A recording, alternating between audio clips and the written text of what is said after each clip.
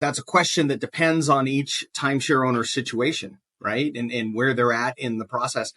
If it's early enough in the process, depending on the state that they purchased in, typically somewhere between 3 and 10 days, they can cancel it on their own. There's a provision in virtually every state, certainly every state that sells, that where there are timeshare sales, there's a provision for what's called a rescission, which is basically a cooling off period where a timeshare owner who was offered a gift for going into that timeshare presentation and listening to their story, that decides in that period of time that they're not interested in the timeshare anymore, they can cancel it on their own. Now, they have to follow the process that the timeshare company lays out. It's not always the easiest process. And if it's not followed to a T, the timeshare company is going to play games and not let them out.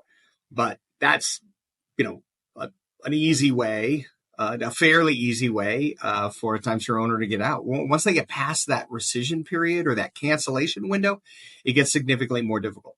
There's 2 or 3 ways in most situations of getting someone out of that timeshare contract. It's not always going to be canceling the timeshare contract. Sometimes the timeshare contract is going to stay in force, but it's going to transfer over to somebody else.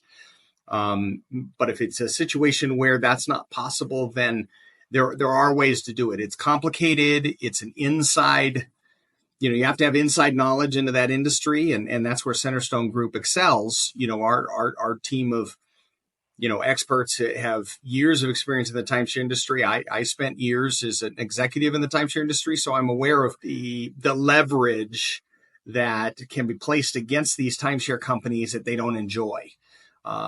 So it's important at that point in time when you're canceling a timeshare to get professional help, because it's not something that your general timeshare owner is going to be able to execute. I can tell you that.